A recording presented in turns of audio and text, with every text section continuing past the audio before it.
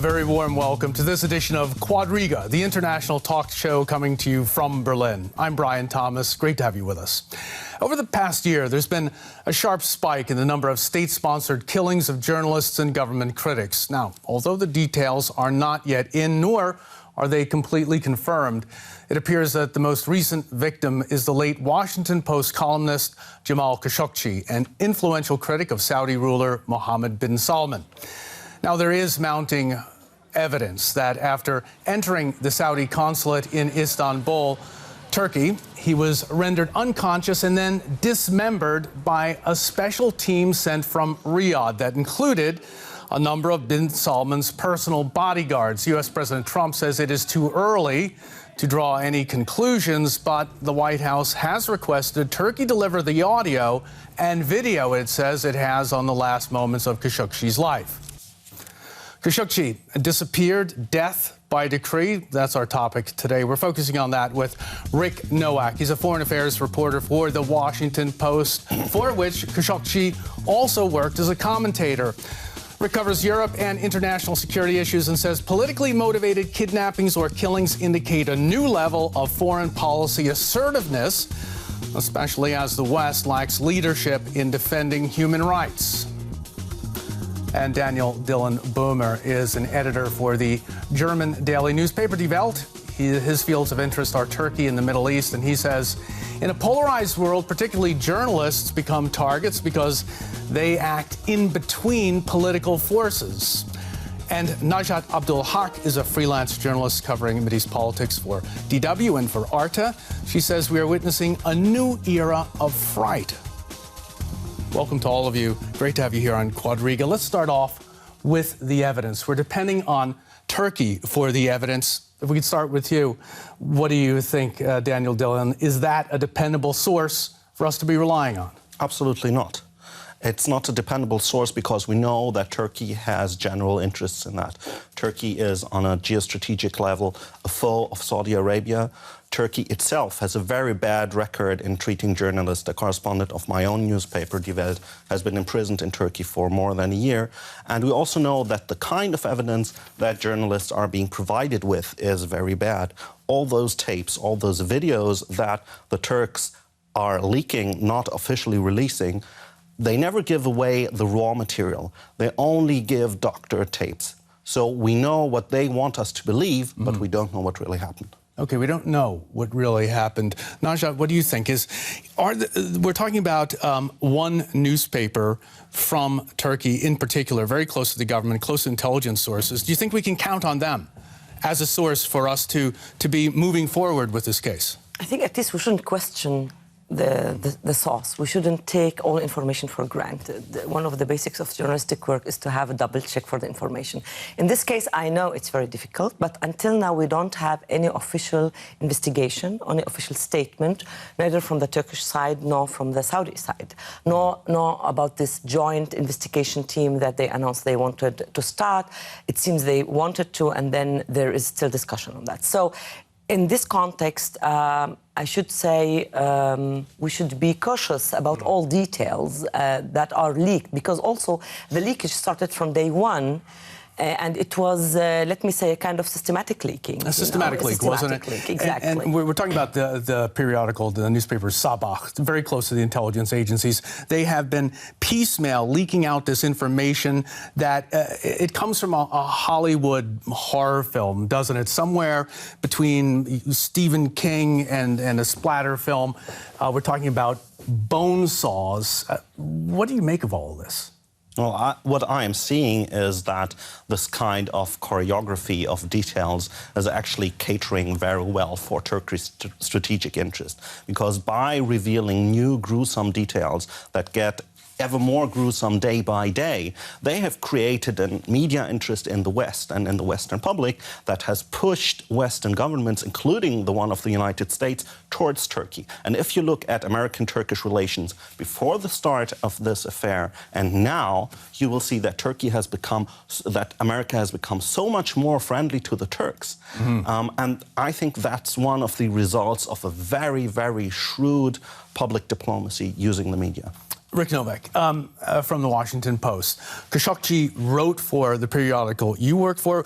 His last column was delivered shortly after he entered the embassy. Can you tell us something about that? Sure. It was actually delivered to the Washington Post a day after his disappearance through his translator and assistant. It was published. It wasn't published for about 2 weeks because we hoped that he would reappear, and has now been published in today's edition. It lays out the state of the freedom of the press in the Middle East, a very dire state, and his hopes that this might change, for instance, by the creation of an independent transnational news organization in the region that offers space and space to critics and independent voices. Najat, you've just returned from Saudi Arabia. You've been there from 2016, 2017, 2018. Have you seen a change? Has the press there, have journalists come under more pressure over the years that you've been in Saudi Arabia reporting? What I can say from my experience is that there was a change between 2016, late 2016 and 2017. As a foreign journalist, I can't really express anything about local journalists, but as a foreign journalist and the team that was working with me was at ATA and then later DW, it was clear that in 2017 the whole process was much faster, much easier, and the accessibility we had and the freedom to move on the street was huger than before. In 2016 we were really like as if shadowed the whole time. We knew that the people from the ministry were with us and they informed us about it, but we had to be cautious with whom we talk and when. And the other visits were much easier. There was a huge cooperation from the Saudi Ministry of Information for our work. So I think this was also because they were interested to reflect another image of this closed place or of this closed country. That's what I'd like to discuss. How do we explain this dichotomy that on the one hand, we've seen Saudi opening, liberalizing, women allowed to drive. DW reported on that, for example. And at the same time, this crackdown and this apparent murder of a regime critic. How is that explicable? Well, you could only give an exact reply to that if you knew what's really behind this affair, and we don't. But what I'm seeing in general and how it links to this special situation is that this country and this leadership is really honestly trying to open up this country. But the people who are doing this are very unused to this kind of situation. They don't know how to handle this, and at least in some instances, things go wrong. So this version, which we heard the day before yesterday from CNN, which said that there would be an announcement of a Saudi narrative that more or less said that something went wrong in the treatment of Khashoggi and that originally he hadn't been planned to be assassinated.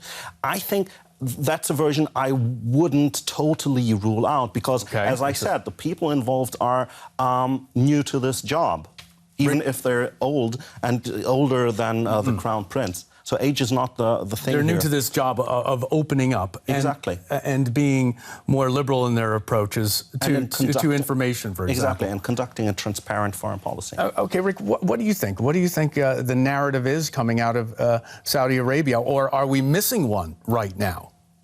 Well, I mean, the narrative that's been apparently provided to President Trump is that those were rogue, it might have been rogue stakeholders who went there without the approval of the Saudi leadership. That's at least a narrative that is being perpetuated and circulated in Washington. And that is taken up by the Trump government. We'll talk about that. Exactly. And that brings us to the question, to what extent is the lack of American leadership and this kind of power vacuum when it comes to human rights, when it comes to human rights criticism, or supporting Canada when Canada opposed Saudi Arabia back in the summer.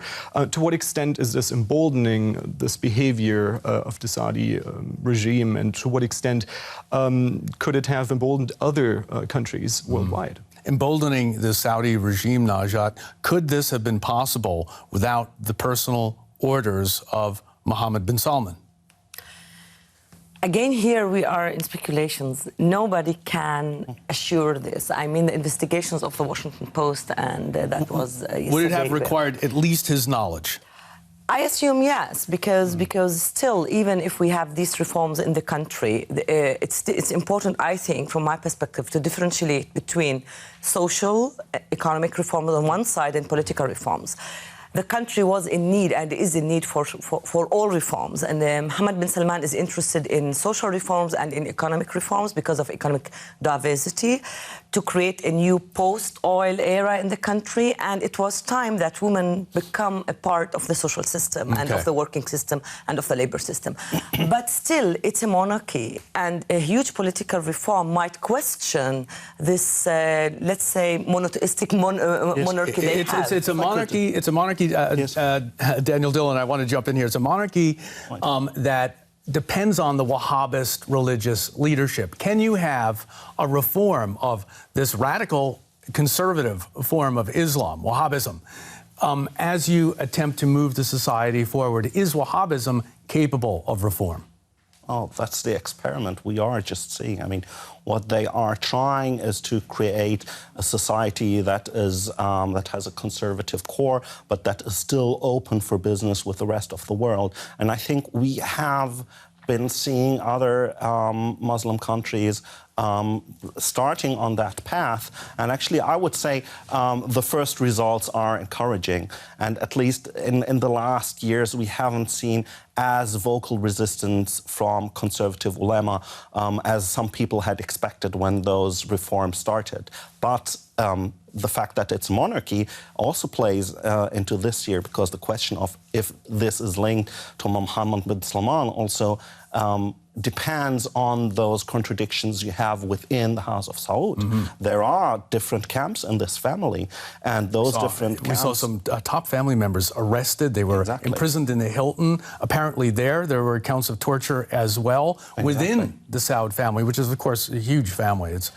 And some of those people who have been deposed in that purge are actually focal to the interior security apparatus. So I would think that the idea that there could be a different camp opposing Mohammed bin Salman within the security apparatus, that's a possibility I wouldn't totally rule out.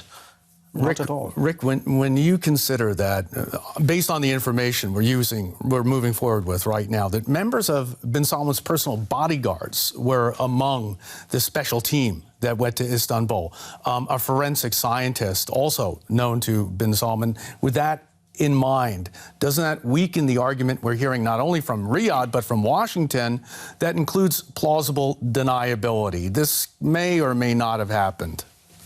Sure, it's going to be very tough for the Trump administration to continue to back the Crown Prince if those details are confirmed. But the question is, are they ever going to be confirmed, and by whom are they going to be confirmed? What are the Saudis going to argue, and do they have any? They haven't been saying that much yet. Do they have anything else they can counter those Turkish arguments, or ways they can counter those Turkish arguments?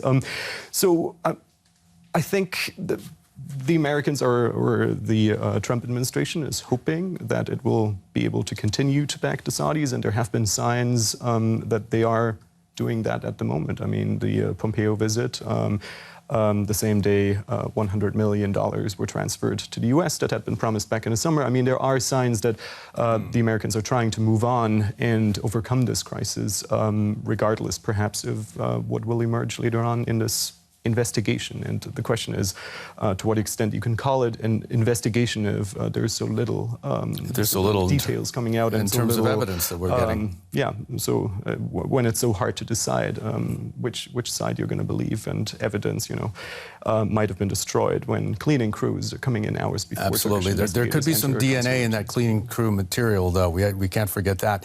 We need to talk a little bit more about Khashoggi, the man. His sources and ties penetrated deep within the Saudi power structure. Both he but he was also in contact, rather, with individuals and organizations fiercely opposed to the powerful Saud dynasty and bent on ending its decades-long rule. Let's look more at Khashoggi.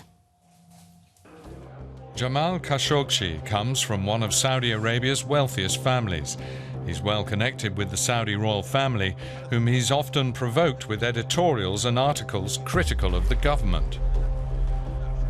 During the 1990s, he had contact with Osama bin Laden. He interviewed him before and even after bin Laden became head of al-Qaeda.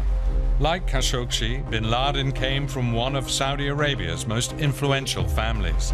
As a student, Khashoggi sympathized with the Muslim Brotherhood, which was suppressed by the Saudi royal house. But he never saw himself in opposition to the monarchy. He even supported its efforts at reform. Could his knowledge about corruption or old connections with extremists have made him a target for a hit squad? Rick Noack from the Washington Post. What made Khashoggi so dangerous? Well, Khashoggi was, of course, a very prominent Saudi journalist, but he also, after his self-imposed exile, he continued writing for the Washington Post. And the Washington Post is published in the capital of the probably most important ally the Saudis have when it comes to military support, the economy, and so on. So he was embarrassing the Saudi elite, Saudi leadership in the capital of one of the countries they care most about in the world, and I think that made him especially dangerous to the Saudis.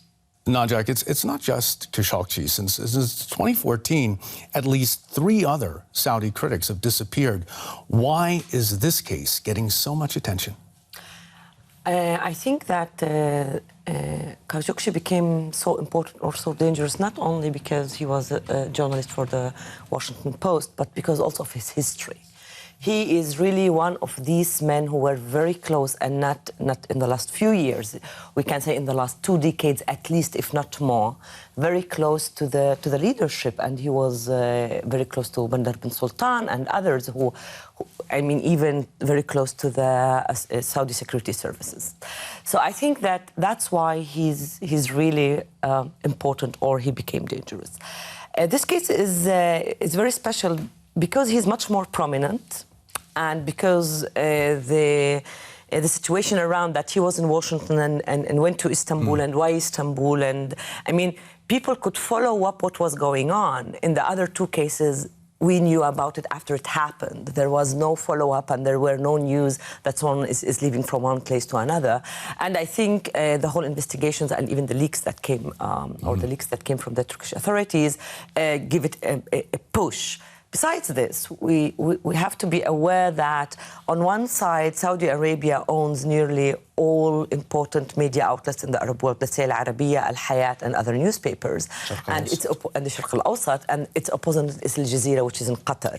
We can't forget the lobbying assets they have in Washington and European capitals as well. I just need to mention that. Also, and then the counterpart is Al Jazeera, and for Al Jazeera, which is about to lose its position, its media position in the Arab world, was really a very important media, let's say, event that they were really reporting every 10 minutes of breaking news and in US. So all this made, this. Daniel Dillon, is this it? Is it the media prominence and the contacts inside the Saud family that made him such a threat? It's both of those. I agree. Another factor that might be relevant, apart from those 2 factors, is that he seems to have had sympathies for the Muslim Brotherhood, which the Saudis have designated a regional foe, a regional enemy, and they expect everybody to be on their side in that.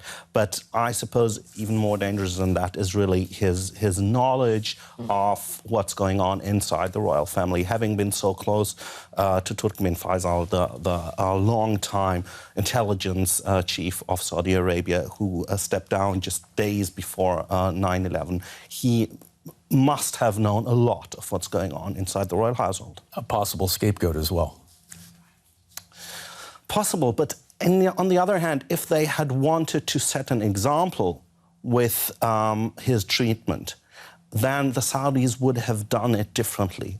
They would have brought him to Saudi Arabia. They could have done a show trial. They could have given all this their own style of drama, their own suspense.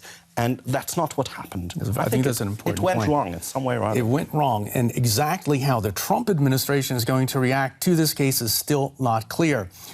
The president has firmly backed the Saudi family and has pointed to a huge arms deal as an example of the country's close ties. Well, there are many other things we could do, but when we take away $110 billion of purchases from our country, that hurts our workers, that hurts our factories, that hurts all of our companies. You know, you're talking about 500,000 jobs. So we do that, we're really hurting our country a lot more than we're hurting Saudi Arabia. So is $110 billion the price of looking the other way and sacrificing the values that America says it stands for?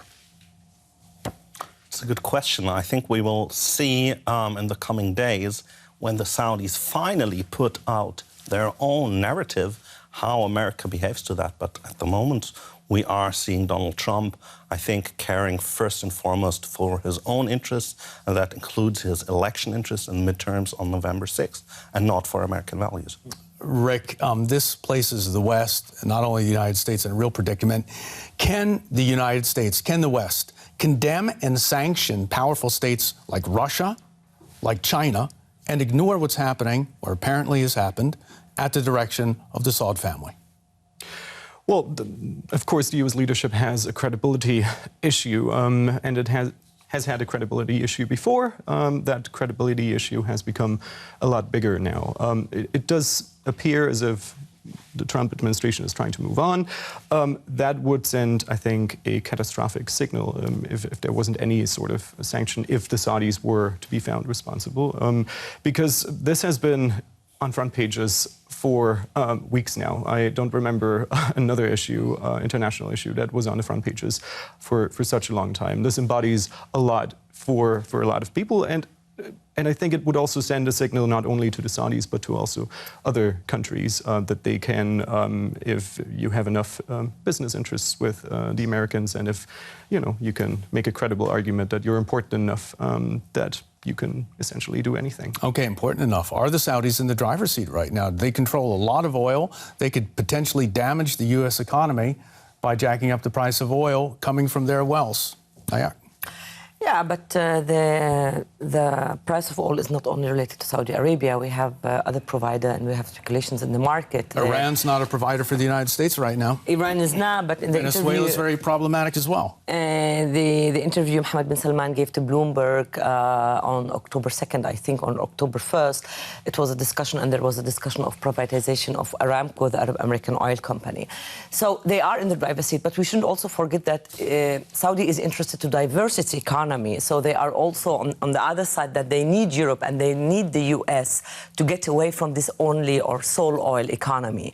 So the relation is much more complex that only Saudi is sitting in the driver's seat. This is at least how I see it, because they are interested to have other elements in their economy, and that's why we have this summit, I think after tomorrow, or Davos in the desert, where everyone's leaving. Except for Siemens. Except for Siemens is the only company that says just about everyone. Okay. Yeah. Did the United States cross a line when it started arresting and incarcerating alleged Islamists in Guantanamo in terms of being able to press the case for human rights right now with Saudi Arabia, for example? I actually don't think so. I actually think that if anything is true about the connection between Guantanamo and what's happening now, I think it has actually, in a way, also raised the pressure on Arab governments to treat dissidents fairer, because human rights in that way has also become a topic in the Arab world and in Arab societies. And I think that there is more discourse there. I think the topic on how treating dissidents, that's a global affair. Okay, it's a global affair. How should it be approached, Najat? I totally agree it's a global affair. We have, in fact, to question why it's become a global affair in the last few years. We can take Russia, UK, we can take Malta. The Skripal affair. Yeah, and Galicia, the journalist who was murdered by a car bomb. The Italian student in Egypt, and the Hungarian journalist a few days ago.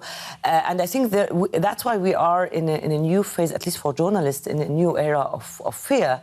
Because 5 years ago, no journalist would have been so much worried if he's doing investigative report or doing some critical reporting as today. So maybe this is related to the global situation of moving more to less individual rights and human rights, and going through the process of being more right-wing, if it was Europe or the States. I mean, there is a change in the general atmosphere, and the situation in the Arab world was always difficult, and it's not becoming easier after the Arab Spring.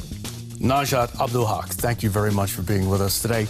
Rick Noack and Daniel Dillon Böhmer as well. Thanks so much to all of you for a great session today, and thank you for joining us here at Quadriga. Until next time, I'm Brian Thomas. Thanks for being with us.